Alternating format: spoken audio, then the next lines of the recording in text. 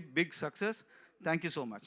Thank you, sir. Thank you very much. And now I request our Vasishta Garu to please speak for all of us. Director Vasishta Garu ఇప్పుడు మాట్లాడతారు. Hi అండి, అందరికీ నమస్కారం. సాయిధరం తేజ్ గారు, wish you happy birthday. Thank you sir. పుట్టినరోజు జేజేలు. మనం తెలుగులోనే మాట్లాడుకోవాలి. నువ్వు చేసిన సినిమా ఏంటి, మాట్లాడేంటి నువ్వు. సంబరాలు ఏటుగట్టు.